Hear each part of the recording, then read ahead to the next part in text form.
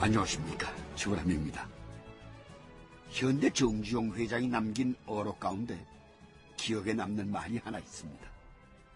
소극적인 사람은 장렬하는 태양 아래서 일하는 고통만 생각하지, 일을 끝낸 뒤 나무 그늘 아래서 바람을 쐬며 휴식할 때 그 만끽하는 행복감을 생각하지 못한다.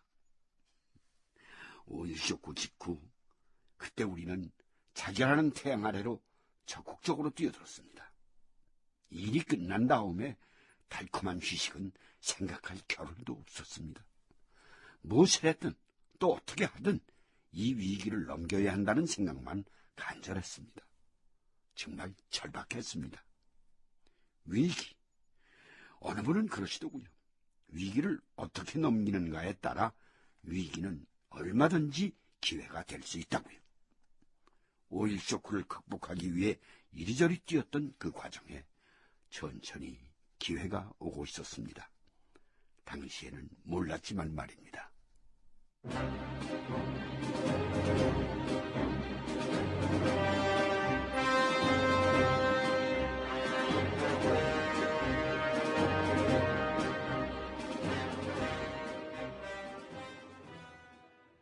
1973년 12월 15일, 최규하 일행은 레바논의 베이루트를 거쳐 사우디아라비아에 도착했다.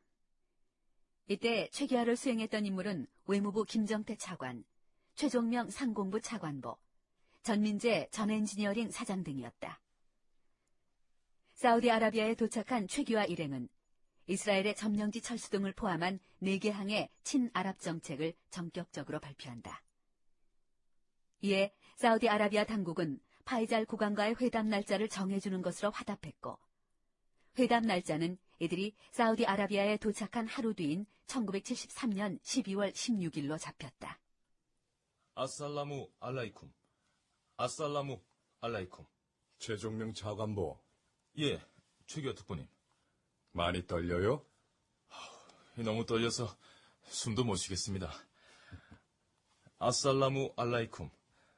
이게 이슬람식 인사로 당신에게 평화가 깃들길 바랍니다. 이 뜻이라고 하셨죠? 그렇지. 당신에게 평화가 깃들기를. 우리 대한민국 경제에도 평화가 깃들기를.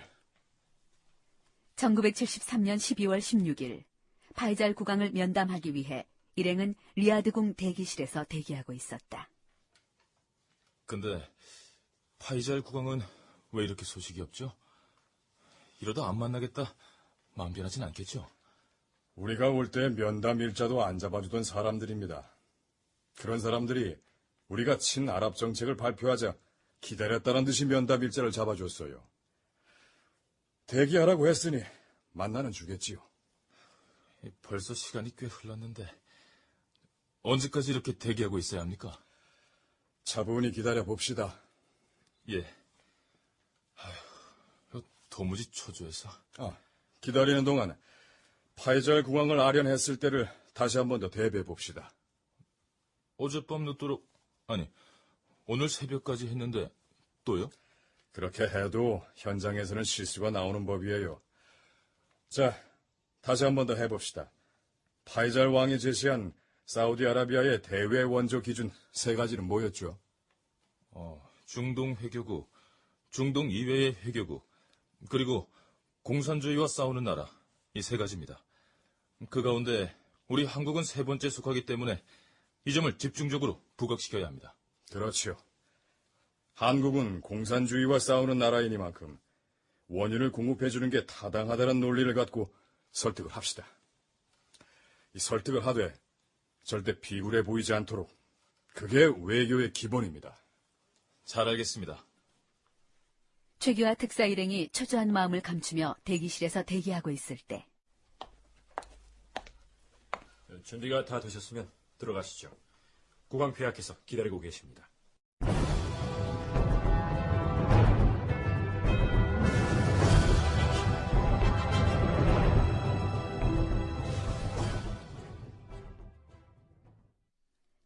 최규하 특사 일행은 마침내 사우디아라비아 파이잘 국왕과 마주 앉았다.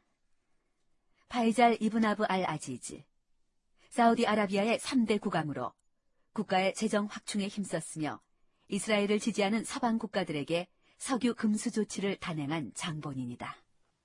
아살라무 알라이쿰. 아랍식 인사 예법을 언제 그렇게 익히셨습니까? 국왕께서 저희들을 만나주시는데 저희도 할 수 있는 모든 예를 갖추기 위해 노력했습니다. 잠시 인사가 오고 간 다음 최기하는 본론을 끄집어냈다. 저희가 오늘 찾아뵌 것은 다름이 아니라 우리 대한민국도 친아랍국이 되었음을 인정해 주시고 형제국에게 도움을 주시길 간청하기 위해서입니다. 형제국에게 도움을 달라고 하셨습니까? 예. 12월에 사우디아라비아에서 원유 경매가 있다고 알고 왔습니다. 우리 대한민국도 참여할 수 있었으면 합니다만. 12월 경매는 판매처가 이미 다 결정이 난 것으로 아는데요. 저희들이 파악한 바로는 추가분이 남아있는 걸로 합니다. 얼마가 남았든 되는 대로 공급을 해주셨으면 합니다. 원유를 사갈 수 있게 해달라는 간절한 요청에 파이잘 국왕은 잠시 한국 대표단 일행을 바라보았다. 그리고 형제국에게 도움을 주는 것은 좋은 일입니다. 그러나 우리는 기준을 갖고 도움을 드립니다. 그 기준 저희들도 이미 알고 있습니다. 뭡니까? 첫째, 중동 회교국. 둘째, 중동 지방은 아니다 하더라도 회교국. 그리고 마지막으로 공산주의와 싸우는 나라여야 한다는 원칙이 있는 걸로 압니다. 그렇습니다. 국왕폐하, 우리 대한민국이 바로 그 세 번째에 해당합니다. 우리는 공산주의 북한과 대치하고 있습니다. 공산주의가 정말 위험하다고 생각하십니까? 공산주의는 매우 위험한 이념이며 따라서 전 세계에 더 이상 공산주의 이념이 확산되는 일은 없어야 한다고 생각합니다. 내 생각에 공산주의보다 더 위험한 이념이 하나 있습니다. 그걸 맞히면 도와드리지요. 파이잘 국왕은 마치 수수께끼를 내는 듯 최규하 일행을 바라보았다. 뭔지 아시겠습니까? 시오니즘입니다. 그렇습니다. 시오니즘입니다. 시오니즘. 시오니즘은 유대인들이 팔레스타인 땅에 유대 민족 국가를 건설하는 것을 목표로 한 유대 민족주의 운동을 말한다. 여기서는 이스라엘을 지칭하는 것으로 이해할 수 있다. 우리가 형제국임을 의심하지 않겠습니다. 긍정적으로 검토를 해봅시다. 감사합니다. 정말 감사합니다.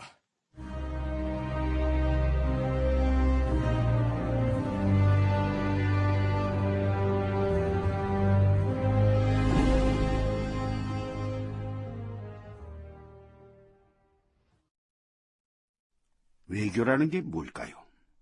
외교를 통해 실리를 챙기는 건 또 뭘까요? 외교 전문가들은 그럽니다. 외교 무대는 말 그대로 총성 없는 전쟁터라고요.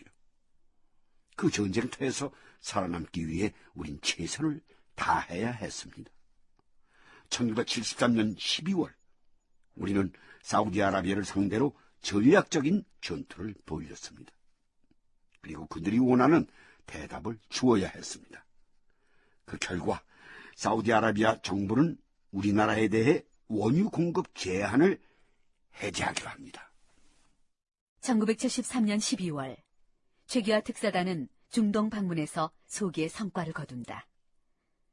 사우디아라비아는 원유 공급 제한 조처를 해제하기로 했고 쿠웨이트 정부는 우리나라를 중립국으로 대우하기로 했던 것이다. 그러면서 원유 문제는 조금 숨통이 트이는 것처럼 보였다. 그런데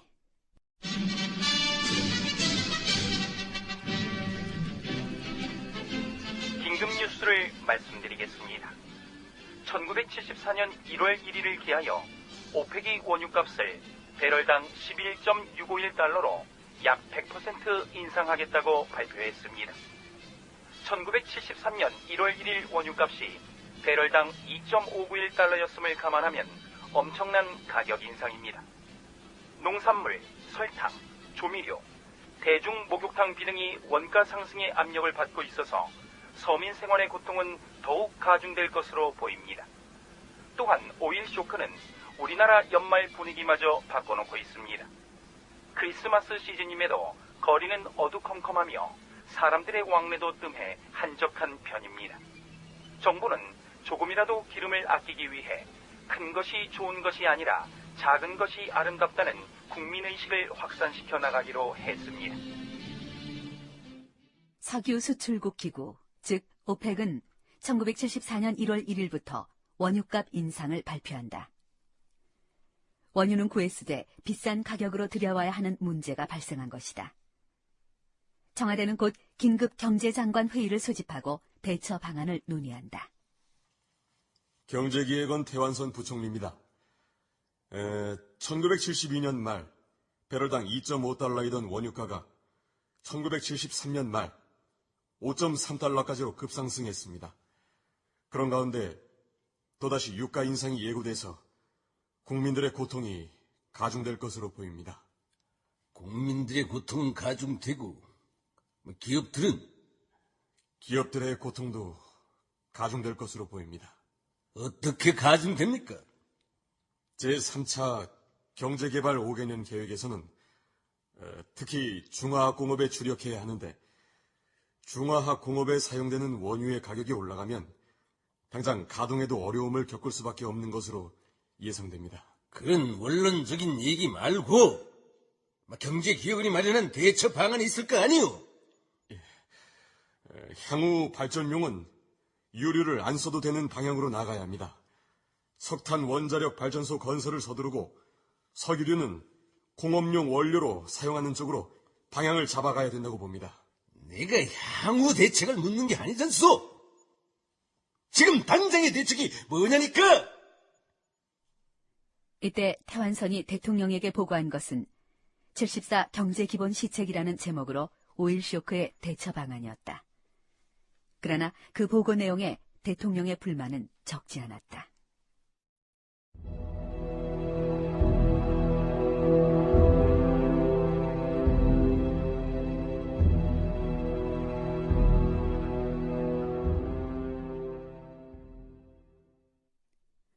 경제장관 회의를 마친 뒤 대통령은 청와대 경제담당 특별보좌관으로 있던 김용환을 호출했다. 김용환은 1972년에 있었던 8.3 사채 동결 조치를 주도적으로 성안한 장본인이었다. 이 자리에는 대통령 비서실장 김정념이 배석했다.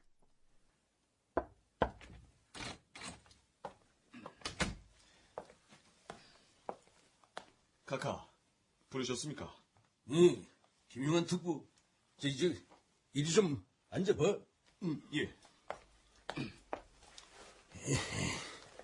김 특보. 예. 아까 경제기획원에서 올린 경제문제해법. 임자 생각은 어때? 경제기획원에서 성원한 보고에 대해 제가 뭐라 토를 다는 건 적절치 못하다고 생각합니다. 김용환이 지금은 그렇게 몸 살릴 때가 아니야. 솔직한 임자의 의견을 듣고 싶어. 난 말이지, 이 경제기획원에서 마련했다고 하는 대책이 이 당초에 뭔 소린지 모르겠어. 김특보, 솔직하게 김특보의 생각을 말씀 올리세요. 각하께서 몰라서 물으시겠습니까? 다른 생각이 있으셔서 그러신 거예요. 현 시국에 대한 인식이 다소 느슨하다는 생각은 들었습니다. 긴 말 할 것 없고, 경제기획원의 그런 미적지근한 대책 가지고는 이 난국 극복 못해. 임자가 다시 만들어봐. 각하, 경제기획원의 안을 아예 젖히고 청와대 경제특보실에다 이 일을 맡기겠다는 말씀이십니까? 경제기획원보다 청와대 경제특보실이 낫겠어. 그래도 경제 관련 주무부처는 경제기획원인데 경제기획원의 소외감이... 긴 말 할 것도 없고 청와대 경제수석실에서 다시 만들어 오시오.